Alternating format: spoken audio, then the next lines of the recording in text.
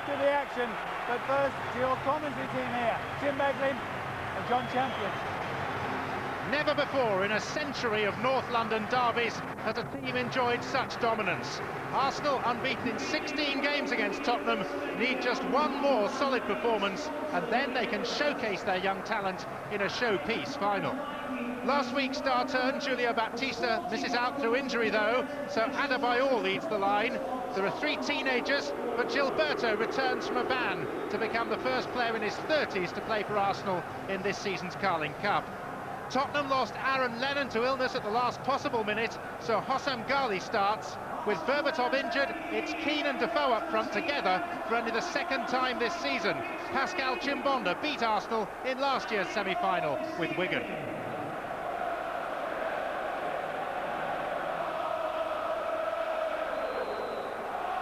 Can Arsenal reach their first League Cup final under Arsene Wenger? Can Tottenham become the first visiting team to win at the Emirates? High stakes for the 154th North London derby. Jim Beglin, how do you assess the balance of power? Well, you'd rather be in Arsenal's position. I suppose the question now for Spurs is, without Berbatov and Lennon, is how versatile can they be? I mean, Arsenal should see much more of the ball tonight.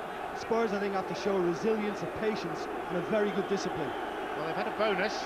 Slap Peter play by Toure has offered this throw to Robbie Keane. It just come to nothing. Tottenham, remember, led 2-0 in last week's first leg of this semi-final at White Hart Lane. They'll need to be pegged back. Martin Jol has people still trying to conduct transfer business whilst this game's in progress. He hopes to bring a player in before the deadline, and he also thinks that Mido, who's on the bench behind him this evening, may well leave the club for Celta Vigo before midnight.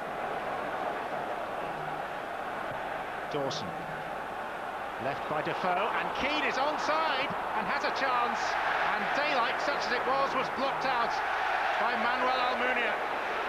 Well, he's a man in form, Almunia, but I just thought it was made a little easy for him by Robbie Keane. I expected him to be a little quicker in dealing with this. It just seemed to drag under his feet and allowed Almunia to close him down.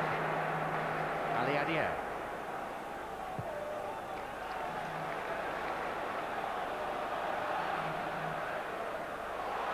Danielson. Parried, and Toure! What a chance. Well, particularly with his confidence high after the equaliser against Bolton in the FA Cup, I expected him to put that away. I think Paul Robinson will be a little disappointed with himself. It's worked very easy between Danielson and Toure, and okay, it moved a little bit and he had to readjust, but I thought he could have done better in dealing with it.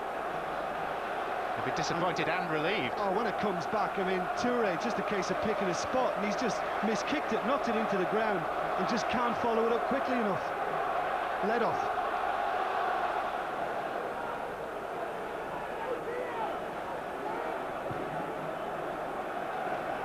Malbronk. Pocket picked by Gilberto. Adebayor. A bit more menace about Arsenal.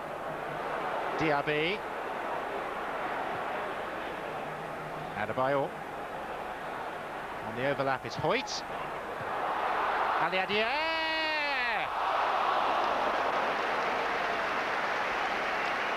Definitely Arsenal carrying more threat.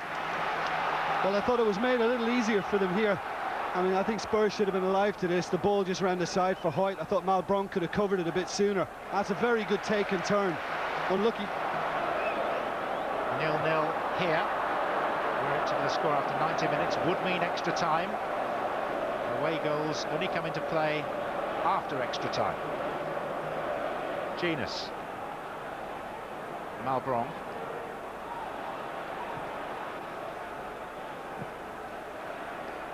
Ghali is away from Traore, and Malbronk. It's as good a chance as Tottenham have carved out. Well, I think he muttered there that I should have at least hit the target, and I think if he does, he probably finds the net. It's the best move Tottenham have put together for quite a while. It's a great ball in from Ghali. Oh, a bit more conviction on that, and it's in.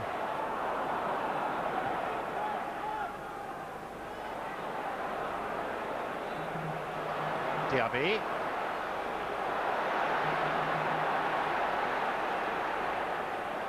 Adebayor. Arsenal looking for something very late in this first half. In the second of 3 additional minutes, it's Adebayor!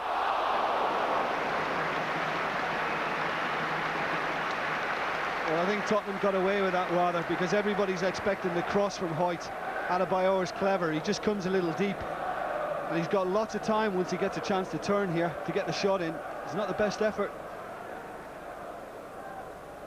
Should have been closing quicker, Tottenham. Malbronk.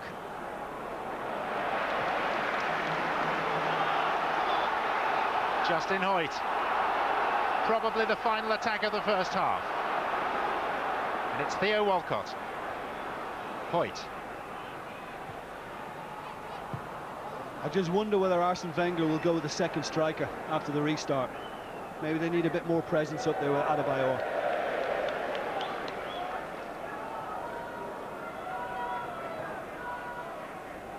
Diaby. Not time for much more. And Tottenham will be happier than Arsenal with a goalless first half at the Emirates. Toure had the Gunners' best chance. Malbronk went closest for Spurs. If it stays like this, we're heading for extra time. But let's not get ahead of ourselves. We'll have the second half in a couple of minutes from now. It's 0-0 on the night, 2-2 still on aggregate. Welcome back to the Emirates Stadium. No goals yet tonight.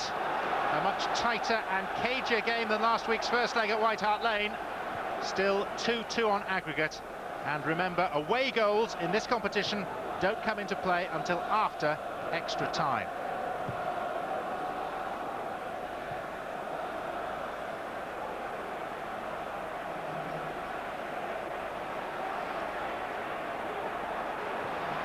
Danielson threaded it through for Walcott. Chance to impress for the youngster now. And Theo Walcott went on his own. I'm not sure he meant to do that. I mean, it looked like a Wayne Rooney type attempt in the end, but I think he might have been trying to cross this and got it wrong. It's a great ball to release him. Fullback's out of position. He's got acres of space. And unfortunately, that's been the main result for him so far tonight. Just caught in two minds. Keane to Malbronk. Away from Gilberto. Gali. And Gali, a slip between two and then goes down. Alan Wiley says absolutely nothing doing.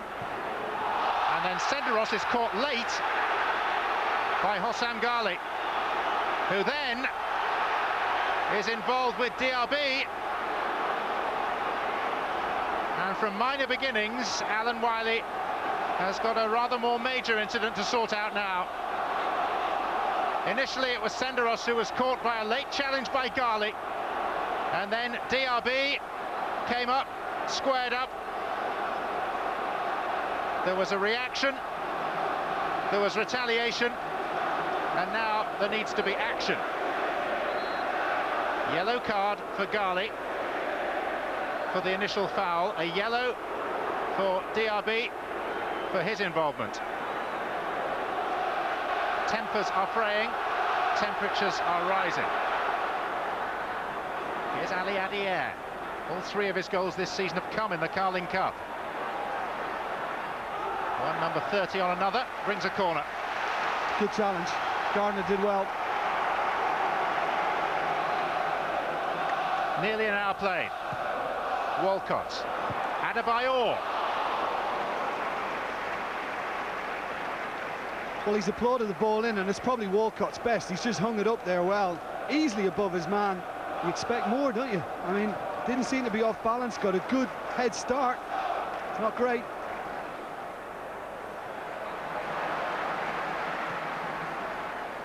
Danielson. And still! There's a glimpse of the future. A bit of Brazilian magic there.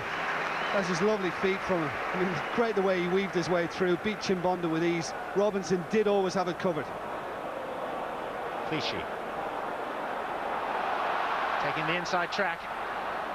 Got rid in the nick of time too to Adebayor. Now the begloved Rosicki. Ali Adier. Rosicki! Hit that all right.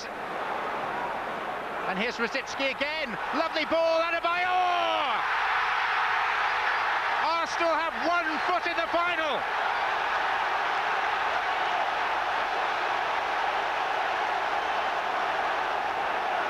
And Emmanuel Adebayor, fleet of foot, if slightly bereft of style, is the man that's put them there. I think he's taken it brilliantly, Adebayor. But Rosicki, this fell on the ball now, and Clichy, the fullback, have made a big difference. That's a great snapshot, considering it came back so quickly from Ali Adier. And watch this, just a little ball around the corner from Dawson. Very well taken, and it's been coming. Arsenal haven't been superb this second half, but they have improved their play. They have increased the pressure. It is more sustained. That's a fine finish. Nearly there now. And it's a rescue mission being launched by Tottenham as they send on Mido and Huddleston for Malbronk and Ghali.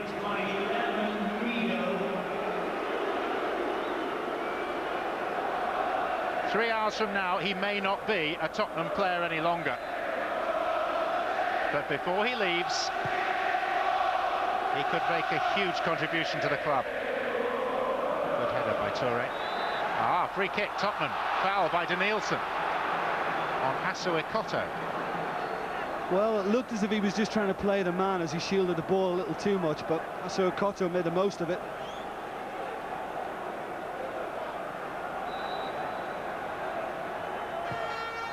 Mido! If it is to be farewell, what a way to say goodbye!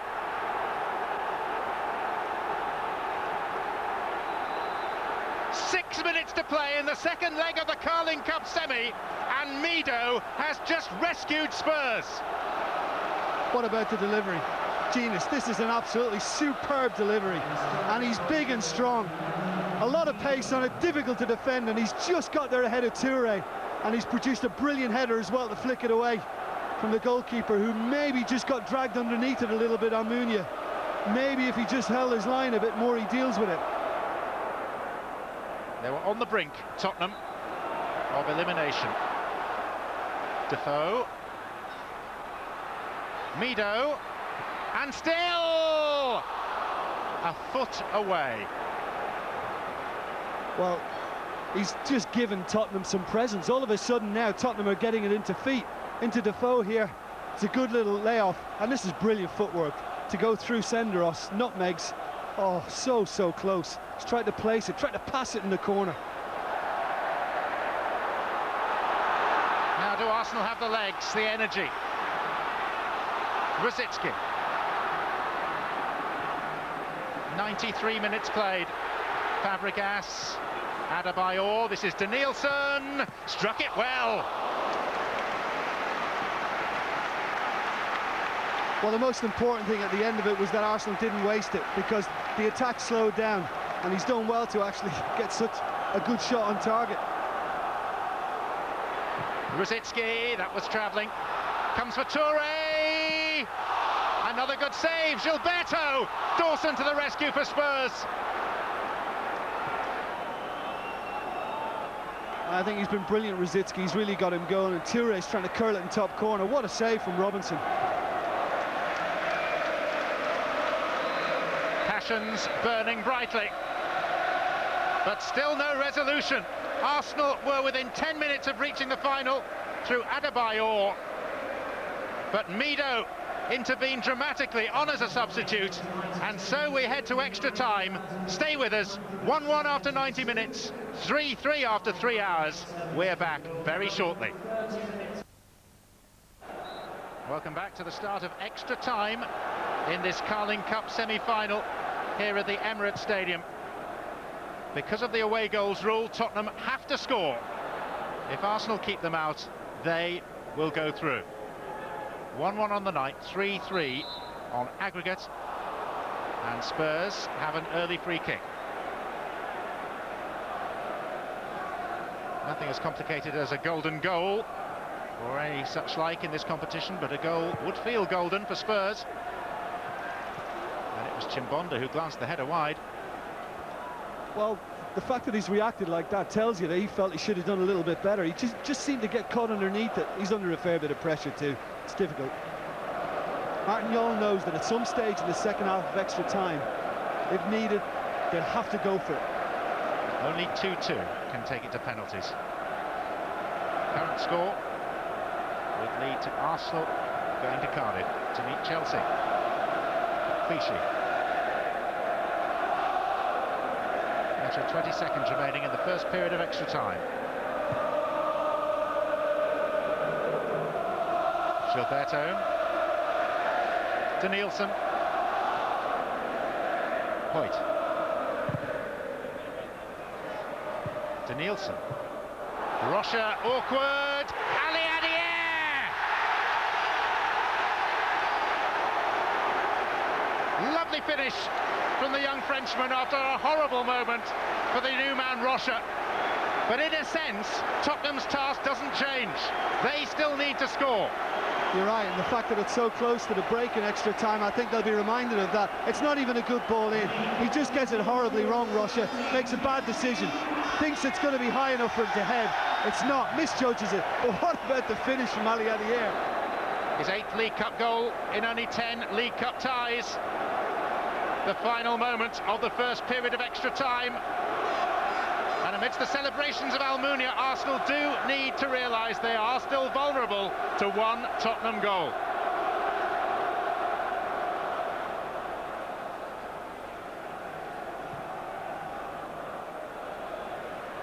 Adebayor. Rosicki can finish it here. Oh, it's over the line. That is over the line. And Arsenal have their third. And surely now, a place in the Carling Cup final. Martin Yerby, eagle-eyed, raised his flag. And Arsenal supporters are raising the roof. Well, it's a hell of a spot, because I wasn't sure, I must admit. You know, long ball, Adebayor does well, and this is brilliant footwork as well from Rosicki. No panic, just held on to it. Is it in off Chimbot? Yeah, it is. That's a great call from the assistant. I was unsure, but it does drift over the line. It hits Chimbonda when it comes back off the post. Clearly over the line. A great call.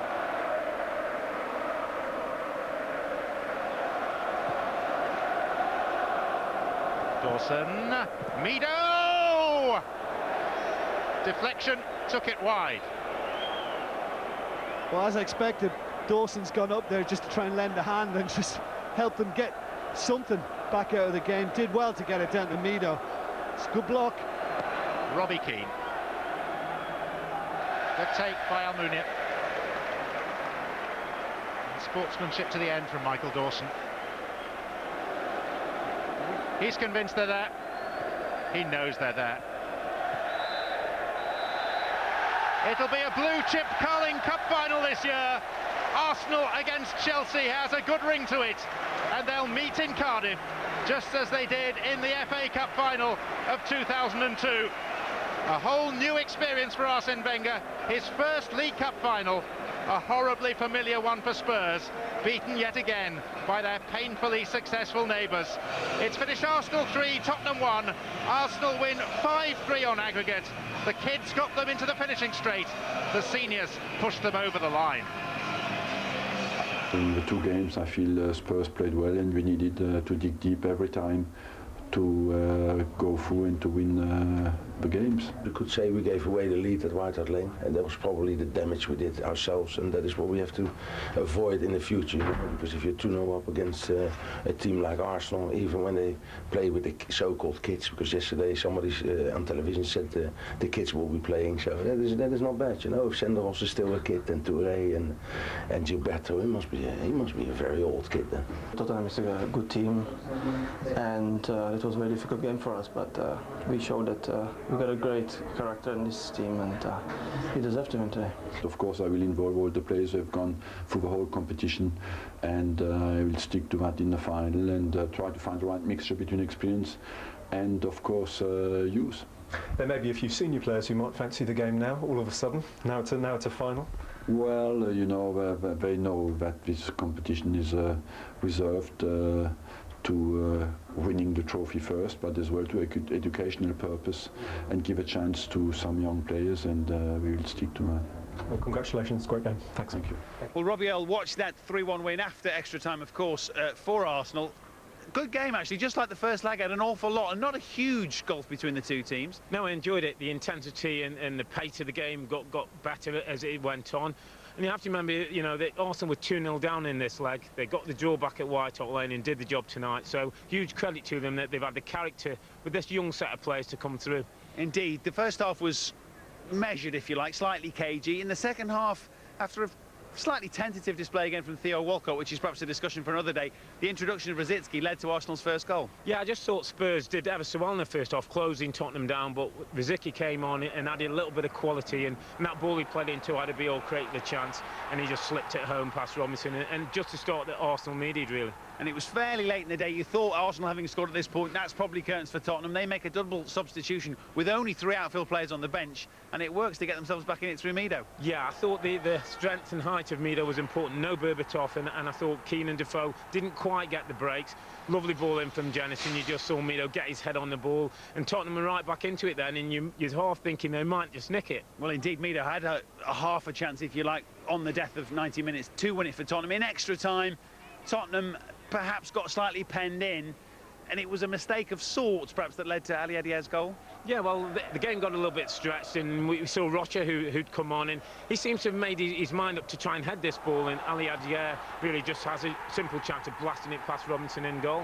Yes, and the icing on the cake very late in extra time for Rosicky again, who you felt showed really nice feet inside the box and calmness, perhaps. I just thought he showed experience, great feet, as you see, just holds the ball up, turns, and then just waits that little moment, hits the ball in, and although it's an own goal from Tim Bonda, I'd say, you know, that's got to be Rosicky's for me. Yes, and when you think that really both teams were without their major stars, either through injury or choice, once again it's Arsenal's reserves, if you like, that have proved of deeper and better quality than the opposition. I think that's the point that's come out of the game tonight, that Tottenham at the best of a match, but that, you know, without King, without Berbatov, without Lennon, who was a big miss just before the kick-off, you know, that Arsenal have got more strength and depth, and the kids that came on are going to be some big stars of the future. And it sets up the final nicely.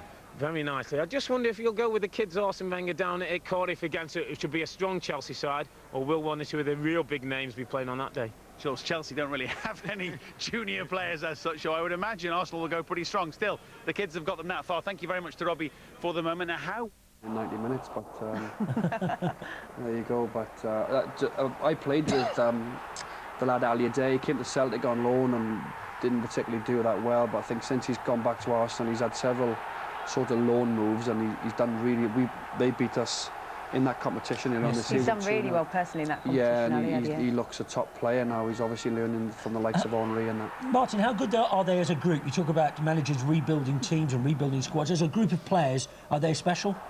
I think they're very special. They have. It seems that they've got 2 teams, and this team here is virtually under 20s, apart from a couple of players. And I think over the next couple of years, I really do believe that they are going to take over and be the #1 club. Just very quickly on the subject of Theo Walcott, what's been interesting is we've seen him play a few games now, and I could tell from the commentary, not particular commentators, that people are starting to go, they're getting a bit worried he hasn't scored a goal yet. They're commenting on it a little bit more than they would on other young players. Do you think he's under a lot of pressure now? Well, I think he's under more pressure now because people are obviously, he's getting a run in the side and people are expecting bigger things from him now. Whereas a few months back he was just coming in for the odd sub-appearance, and you know, I think Arsene Wenger was saying he started about, I don't know, 15, 16 games. Yeah, but he's in a good side, so he's at least got I think you know, I couldn't believe how quick he was. We played them at the, you know, as I said, he was absolutely electrifying pace. Yeah. But you know, he's got a massive future. And he's only 15, isn't he? Yeah, about that. Thanks for the moment, guys. Arsenal at Liverpool were anticipating they were going to be up there really fighting and scrapping for the Premiership title. Champions League still sitting there, the FA Cup, Carling Cup final. So it's, you know, the positive news at the moment is everybody's talking about the youngsters, but predominantly most of those youngsters have a decent amount of games now behind them. You know, so it's deserved praise, deserved with the philosophy. I hear that Bayern Munich, who sacked the manager McGath this week, want to look at Wenger's system and start building Bayern Munich this way also.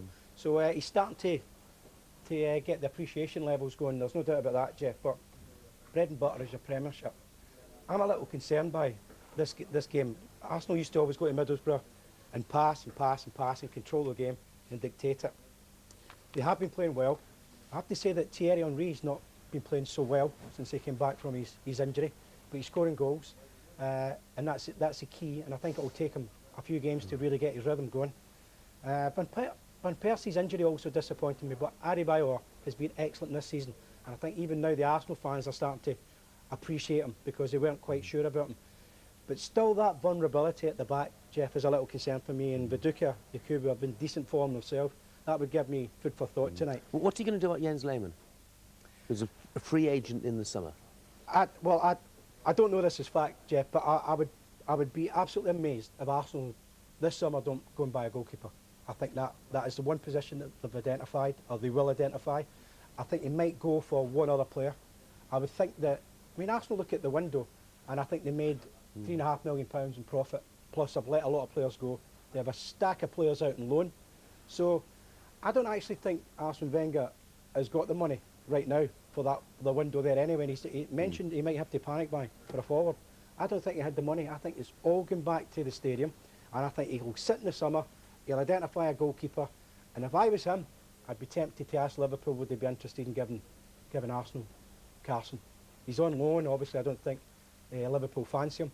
I would be really tempted if I was Arsenal to make a move for him. I think he's been excellent this season. Is he better? Is Scott Carson better than Jens Lehmann? Are there many better keepers than Jens Lehmann around, Paul? What I've read this week is that, you know, he's 37, Lehmann, and they're sticking to their policy of only giving out one-year contracts. But surely it's got to be different for a goalkeeper. You know, it's about fitness and stuff with the age one, with the outfield players. It shouldn't apply to a goalkeeper if he looks fit. I got the impression that he'd keep him, but he wasn't overly fussed whether or not he maybe his contract ran out and maybe he's got his eye on something different. That's how I read it, because other than that, you'd give him a longer contract, settle the situation down and keep hold of a good goalkeeper, wouldn't you? And you're not you can't break the rules just for one. I know you might say, yeah, but it doesn't matter. Well, I think it does. What about the other 2 or 3 goalkeepers who's at the club then? You know, Almunia, he's in his 30s, so do you say to him, oh, well, he's got a 2-year contract, so you have to get one? Charlie, I'm just saying the position's totally different to an outfield player, and I just think that, you know, that it's about fitness. Well, that same situation and covering ground, and being able to get around the pitch at a certain level of performance, well, that doesn't apply to a goalkeeper.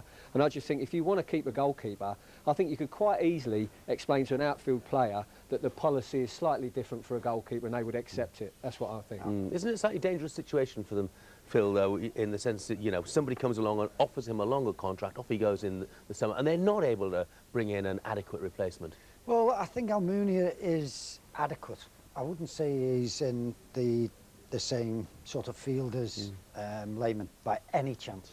But I think I agree with Charlie. I don't think you can start changing the rules. It'll all come back, and they've done it. And what they do at Arsenal is fantastic. Anybody over that, so it's set in stone what they want to do. So it doesn't matter even if it's going to be Thierry Henry or whatever. They will stick by it. Yeah. They've told all the other players to Perez and everything. So I'm talking about goalkeepers. He's goalkeepers the same way, and that's his philosophy at the club. For instance, you've got totally different to everyone out on the pitch. Can't get in the team. He's been injured and all, but he's been struggling for the last 2 seasons. I'd be amazed if Lundberg has not said, well, you're not getting a long contract. You can move if you want to move, because I've got plenty of youngsters coming through. I'm only talking about goalkeepers, though, Charlie. But that's the rules at the club throughout. It doesn't matter whether you're a goalkeeper or a centre forward, and I think he'll stick by that. He won't change his philosophy. Just wonder how long's he been there? Sorry, Lehmann, then. No, 4 years. I think it's 4. Well, he would have been over. He should have only given him a 1-year contract when he signed then. Because it's over. It's over. What's the age? 32, is it? I just wonder. What, you know, mentally, what impact it might have on Lehmann. You know, if he goes out there and he's thinking, club don't really want me that much. He should be professional enough not to let that cloud his judgment. He's not going to go out and deliberately make mistakes. No, I would never suggest that, you know.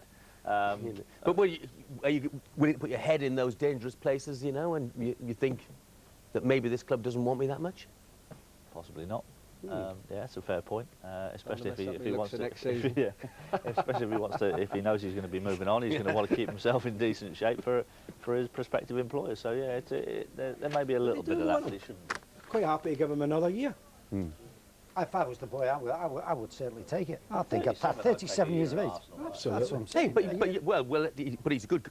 He's a quality goalkeeper, and I'm sure he thinks that somebody is going to come in for him with a longer contract, and at that age, he wants to secure his future. We think that Arsenal are using that policy to ease him out. He's struggling for a few quid, is he? I don't know. He signs for 12 more I've got no access to his bank balance. Not at all. If you've got the desire to continue playing, you play, you sign for 1 year more, you prove it again, and then you sign another year after. I don't see that as being a problem. Yeah. No, he clearly does at the moment. So let's get some predictions then. Middlesbrough against Arsenal, Matt. I think Arsenal might just nick this one. Phil? Draw for me. Arsenal just. Okay, Charlie? I'm a little concerned, but just Arsenal. Okay, thanks very much indeed. That's the late game today, by the way, up at the Riverside Stadium. Prem Plus from 5 o'clock, also available in high definition.